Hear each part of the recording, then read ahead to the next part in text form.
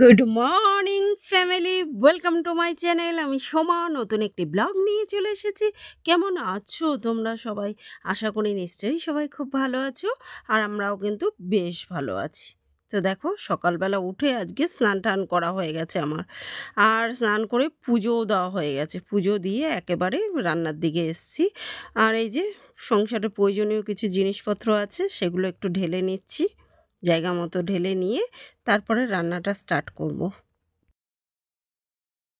বরমশাই আজ একটু গাছগুলো সব ঠিক করে দিচ্ছে। দেখো, বড় বড় ইঁদুর আছে, জানো তো, বড় বড় ইঁদুর এই গাছ বেয়ে বেয়ে ওপরে উঠে যায়, উঠে গিয়ে গাছগুলো সব খেয়ে নেয়।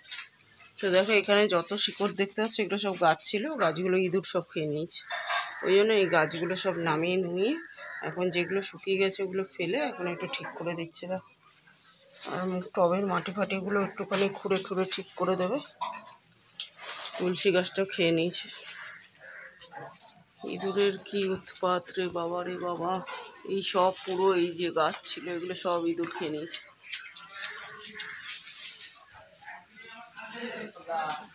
এখন এই জন্য ওগুলো একটু ঠিক করে দিচ্ছে। গাছগুলো কাটিং ফাটিং করে দিল। জবা গাছে না কী সব হচ্ছে যেন, লাল লাল একটা কি হচ্ছে, তারপরে সাদা সাদা একটা কি দুধের মতো বেরোচ্ছে। ওইগুলো ওই জন্য না পোকা ধরে যাচ্ছে ওটা, ওগুলো সব কাটিং করে দিল। এই যে, আর এইগুলো সব ঠিকঠাক করে দেবে।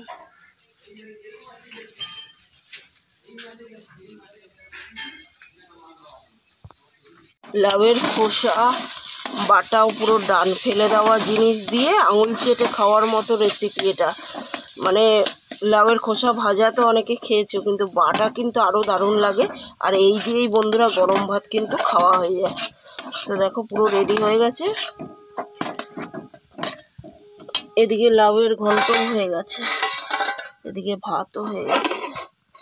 বরমশাই যেদিনই একটু দেরি করে বেরোয় অফিসে, সেদিন সমস্ত কাজ সেরে স্নান করে কেচে ঠেচে একেবারে স্নান করে তারপরে পুজো দিয়ে তারপর রান্নার দিকে যাই। আজও সেটা করেছি। সকালে কাঁচা হয়ে গেছিল, এখন রান্না করতে করতে আর কি মেলতে চলে এসেছি। মনে ছিল না মেলার কথা। শুধুমাত্র রাজপ্রাসাদ থাকলেই যে সুখ পাওয়া যায়, ভাঙা বাড়িতে যে সুখ পাওয়া যায় না সেটা নয় কিন্তু বন্ধুরা। ভাঙা বাড়িতেও সুখটা পাওয়া যায়, আর তার জন্য দরকার প্রচুর পরিশ্রম। দীর্ঘ 15 বছরের পরিশ্রমের ফলে আজ আমি এই আমার ভাঙা ঘরেই কিন্তু সুখটাকে খুঁজে পেয়েছি। দেখো, ফুলকপির ঝোল পুরো ফুটে গেছে, আর একটু ধনেপাতাও দিয়ে দিয়েছি সাথে। আর এখন ফুলকপিগুলো না দেবো না, এখন দিলে গলে যাবে। নামানোর 1 মিনিট আগে দিয়ে দেবো, তাহলেই হয়ে যাবে, নাহলে গলে যাবে পুরো ফুলকপি। কচি ফুলকপি তো গলে যাবে পুরো। গাছ টাছ ঠিক করার পরে উঠোনের অবস্থা দেখো, পাতায় ভরে গেছে পুরো।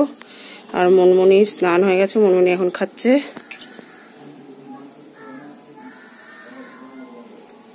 দিনের যে কোনো একটা টাইমে একসঙ্গে খাওয়া দাওয়া করলে সংসারে সুখ শান্তি সমৃদ্ধি বজায় থাকে। তাই সবসময় চেষ্টা করি ব্রেকফাস্টটা আর ডিনারটা একসঙ্গে করার। আর লাঞ্চটা তো হয় না, বরমাশাই তো বাইরে থাকে, মেয়ে স্কুলে থাকে। তাই এখন দেখো, বরমাশাইকে খেতে দিয়ে আমিও খেয়ে নিচ্ছি, সাথে মেয়েকেও খেতে দিয়ে দিয়েছি। তো ছাতু মুড়ি খেয়ে নিচ্ছি। ছাতু খেলে কিন্তু প্রচুর এনার্জি পাওয়া যায় শরীরে, আর ফুল এনার্জি নিয়ে কাজ করতে হলে ছাতু মুড়ি খেলে শরীরে ক্লান্তিটা আর কি আসে না। মানে প্রচুর গরমে প্রচুর খাটনি করে ক্লান্তি ভাবটা আসতে দেয় না ছাতু। তাই সকালে ব্রেকফাস্টে ছাতু মুড়ি চলো খাই। ঝাড় দিয়ে নি তাড়াতাড়ি। একটা মেয়ের জীবনে তোমার রাজপ্রাসাদে বিয়ে হোক বা আমার মতো ভাঙা বাড়িতে বিয়ে হোক, সেটা বড় কথা নয়। বড় কথা হলো তোমার সংসারে সুখ শান্তি সমৃদ্ধি আছে কিনা। আর সেটা কিন্তু এমনি এমনি আসে না বন্ধুরা। প্রচুর পরিশ্রমের ফলে একদিন সুখের মুখ দেখা যায়। তো দেখো, উঠোন পরিষ্কার হয়ে গেছে, ঝাড় দিয়ে দিয়েছি। ও, রান্না বান্না তো হয়ে গেছে, গামলা বাসনও মেজে নিয়েছি। প্রচুর পরিশ্রমের ফলে একদিন দেখা যাবে সংসারে সুখ এমনিই চলে এসছে। আর আলু সিদ্ধ খেয়েও তুমি সুখে থাকবে। না হলে দেখবে অনেকে, যার কোনো কিছুর অভাব নেই, সেও দেখবে সুখে নেই অনেক সময়। ঠিক যেমন ইউটিউবে এমনি কোনো কিছু পাওয়া যায় না, ইউটিউবেও সফলতা পেতে গেলে প্রচুর পরিশ্রম করতে হয়। এটা যারা ভিডিও করো তারা প্রত্যেকেই হয়তো এতদিনে বুঝতে পেরেছো। তো যাই হোক, তখন কিন্তু পাতা প্রচুর প্যাকেট ছিল, সেগুলোকে না এদিক ওদিক ফেলে পুড়িয়ে দিলাম। আর এই যে এখন দেখো সন্ধে হয় মেয়ে আসার সময় হয়ে গেছে স্কুল দিয়ে, তো ওর জন্য একটুখানি তরকারি আর রুটি করব, আটা মেখে নিয়েছিলাম। তো রাতেও হতো আর কি, ও এসে খাবে আর রাতে হবে এরকম ডিসিশন নিয়েই আর কি মেখেছিলাম। আর ওইদিকে তরকারি বসিয়ে দিয়ে আটাটা মেখে নিয়েছি, এখন জামা কাপড়গুলো ভাঁজ করে নিচ্ছি, জায়গা মতো গুছিয়ে নেবো, এরকমই একটা ভেবেছিলাম। কিন্তু মেয়ে এসে পরে বলবে যে আমি আর রাত্রিবেলা খাবো না, স্কুল থেকে এসে খেয়েছি আর রাতে ওই একই জিনিস খাবো না, অন্য জিনিস খাবো। তো ওটা আবার ফ্রিজে রেখে দেবো, কালকে হয়ে যাবে, তরকারিও হয়ে যাবে আর রুটি আটাটা লেগে যাবে সকালবেলা। তো সকালে লেগে যাবে, রাতেও হয়ে যাবে। তো যাই হোক, এখন আর কি অন্য কিছু একটা করে নেবো রাত্রিবেলা। সুখের ডেসক্রিপশনটা এক একজনের কাছে এক এক রকম বন্ধুরা। যত অল্পতে খুশি থাকতে তুমি শিখে যাবে, তত তাড়াতাড়ি সুখ তোমার কাছে ধরা দেবে। না হলে কিন্তু অনেক কিছু পেয়েও সুখে থাকা যাবে না। আমি যেমন আমার এই ভাঙাচোরা বাড়িতে একটা ঘরেই কিন্তু আমি বেশ সুখে আছি। দিনের শেষে শান্তির খাওয়াটুকু খাই, আর রাতে যখন ঘুমাই, যেটুকু টাইম ঘুমাই শান্তির ঘুম ঘুমাই। ভগবানকে প্রত্যেক দিন এটাই প্রার্থনা করি ভগবানের কাছে, যেন আলু সিদ্ধ ভাত খেলেও শান্তির খাওয়া খেতে পারি, আর যেটুকু টাইম 1 ঘন্টা ঘুমালেও যেন শান্তির ঘুম ঘুমাতে পারি। আর তোমার সংসারে যখন দেখবে সুখ এসে গেছে, তখন কিন্তু তার পেছন পেছন দেখবে শান্তি আর সমৃদ্ধি এমনিই ধরা দিয়েছে। তো বন্ধুরা দেখো, রুটি তরকারি ডান হয়ে গেছে, আগেই করে মেয়েকে একটুখানি দিয়ে দিই, ও খেয়ে দিয়ে কোচিনে চলে যাক, তারপর বাকিটা পরে করব।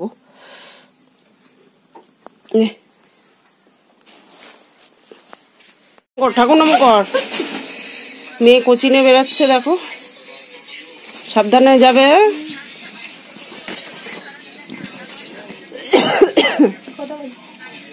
কটা বাজে এখানে দেখা যায়? 7:06। 7:06। আস্তে আস্তে দৌড়াবি না, সাবধানে যাবি। হ্যাঁ দেখো, আজকে করব পাস্তা শীতের সবজি দিয়ে। তো এই যে সবজি নিয়ে নিয়েছি, চলো পাস্তা করব। এই হচ্ছে পাস্তা আর এই হচ্ছে সবজি। গাজরটা বার করব ফ্রিজ থেকে, গাজরটা বার করা হয়নি, চলো আগে কেটে নিই তারপর করব। এখন প্রায় ঘন্টা 2 হয়ে গেছে, মেয়েকে নিয়ে বরমশাই চলেও এসছে, আর বলল একটুখানি চা করো। তো আমি প্রথমে কাড়া বসিয়েছিলাম, তারপর বরমশাই বলল কাড়া খাবো না, তো চা বসিয়ে দিয়ে ওদিকে কড়াইশুঁটি ছাড়িয়েও নিয়েছি, আর বলল একটু গ্রিন টি করো, তো গ্রিন টি করে নিলাম। আর এখন একটুখানি আয়েশ পায়েস করে চাটা খেয়ে নেবো, খেয়ে দিয়ে পাস্তা করতে তো আর বেশিক্ষণ লাগবে না, তারপর গরম গরম করে ডিনারটা করে নেবো। অল্পতে খুশি থাকা, নিজেকে নিজের সঙ্গে নিজে বোঝাপড়া করা, নিজেকে সব কিছুর সঙ্গে মানিয়ে নেওয়া যখন শিখে যাবে বন্ধুরা, তখন দেখবে সংসারে এমনিই সুখ চলে এসছে। ঠান্ডা আছে ওই জন্য গায়ে চাদরটা দিয়ে নিলাম। বাইরে সকালে মেয়েকে দিতে গেছি, আর এই অটোর হাওয়াটা খেয়ে না, ঠান্ডা হাওয়াটা খেয়ে মাথায় যন্ত্রণা করছে, এখন নাক দিয়ে জলও পড়ছে রীতিমতো। প্রচণ্ড ঠান্ডা লেগে গেছে, এই ভোরবেলা উঠে এই অটোর হাওয়াটা খেতে হচ্ছে তো বাইরে গিয়ে। আর এই ঠান্ডার মধ্যে হাত পা বরফ হয়ে যাচ্ছে, আজকে প্রচণ্ড ঠান্ডা। ঠান্ডার মধ্যে না এখন আর হাঁটতেও যেন ইচ্ছে করে না, প্রচণ্ড ঠান্ডা আজকে। চিয়ার্স করলে না তো? চিয়ার্স। ইঁদুরের সৎকার করে এসছো? ইঁদুর আর মরার জায়গা পায়নি, ইঁদুর গিয়ে ঠান্ডার বালতির মধ্যে ঠান্ডা জলের মধ্যে পড়েছে, বোধহয় ওই ঠান্ডাতেই মারা গেছে। এত ঠান্ডা আজকে, প্রচণ্ড ঠান্ডা। ঠান্ডা চলে যাচ্ছে এদিকে, সকালবেলা এই ভোরবেলা এত ঠান্ডা লাগছে, দিনের বেলা গরম লাগছে, মনে হচ্ছে যেন পাখা চালাই, আবার রাতের বেলা ঠান্ডা লাগছে, এতেই শরীর খারাপ করছে। মেয়েরও ঠান্ডা লেগে গেছে, সবার ঠান্ডা লেগে যাচ্ছে। আর এই ভোরবেলা আরও আমাদের অটোর হাওয়াটা, বাইরের হাওয়াটা ভোরবেলায় একবারে উঠে খেতে হচ্ছে, ওই জন্য আরও ঠান্ডা লেগে যাচ্ছে। কিন্তু কি আর করা যাবে, কি হয়েছে? ও আবার সেই বিড়ালটা আবার বাচ্চা পেরেছে। বিড়ালটা 2-3 দিন পরে পরেই, কিছুদিন পরে পরেই বাচ্চা পারে খালি।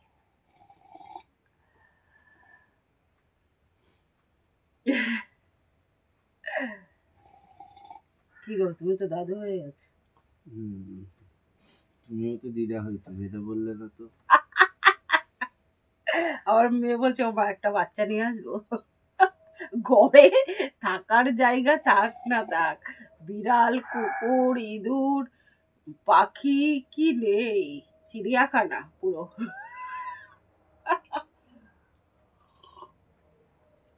চিড়িয়াখানা হয়ে গেছে ঘর। চিড়িয়াখানা যাওয়ার আর দরকার কি, সবই রয়েছে ঘরে। এইভাবে ছোট ছোট মুহূর্তগুলো আমরা আনন্দ উপভোগ করে কাটাই, আর এতেই আমি আমার সুখ খুঁজে নিয়েছি বন্ধুরা। প্রত্যেকটা মেয়ের বিয়ের আগে লাইফস্টাইল অন্যরকম থাকে, আমারও ছিল। আর মনের মানুষটার মতো বিয়ের পর যদি একবার হয়ে ওঠা যায়, মনের মানুষটার মনে যদি একবার জায়গা করে নেওয়া যায়, তাহলে সংসারে এমনি সুখ ধরা দেয়। আর সেটা অনেক পরিশ্রমের ফলে তবেই হওয়া যায় হয়তো। তো বন্ধুরা দেখো, পাস্তাটা কি সুন্দর সিদ্ধ হয়েছে, একটার সঙ্গে একটা কিন্তু লেগে যায়নি, অথচ পারফেক্ট ভাবে একদম সিদ্ধ হয়ে গেছে। দেখো, দেখেই বুঝতে পারছো, এই দেখো, একটার সঙ্গে একটা লেগে যায়নি, অথচ পারফেক্ট সিদ্ধ হয়েছে। আর সমস্ত সবজি কড়াইশুঁটি কেটে নিয়েছি, লঙ্কাটা কাটা হয়নি, লঙ্কাটা কেটে নিয়ে চলো করে নিই পটাপট, যাতে মেয়ে কোচিং থেকে এসেই খেতে পারে। তো বন্ধুরা দেখো, পাস্তা পুরো ডান হয়ে গেছে। কতটা লোভনীয় হয়েছে দেখো, কালারটা দেখেছো, শীতের কালারফুল সবজি দিয়ে, ও দারুণ হয়েছে কিন্তু বন্ধুরা। তো দেখো, একটার সঙ্গে একটা কিন্তু লেগে যায়নি, একদম সুন্দর হয়েছে। চলো, পুরো ডান হয়ে গেছে। খাওয়ার সময় জাস্ট একটু সস আর একটু গোলমরিচ ছড়িয়ে নিলে, ও আর একটু ডিম ভুজিয়া করে ছড়িয়ে দেবো, এর থেকে অসাধারণ ডিনার আর হতেই পারে না বন্ধুরা। তো দেখো, ডিনারটা বেড়ে নিয়েছি। সুখের ডেসক্রিপশন আসলে এক একজনের কাছে এক এক রকম। কারো কাছে সুখে থাকা মানে রাজপ্রাসাদে থেকে মাংস ভাত খাওয়া, আর আমার কাছে সুখে থাকা মানে হলো আলু ভাতে ভাত খেয়েও শান্তিতে থাকা, শান্তিতে ঘুমানো। তো চলো বন্ধুরা, আজকের মতো এই পর্যন্তই। আবার দেখা হবে নতুন একটা দিনের সঙ্গে, নতুন একটা ব্লগ নিয়ে। ততক্ষণের জন্য ভালো থেকো, সুস্থ থেকো। আজকের মতো টাটা, গুড নাইট এভরিওয়ান।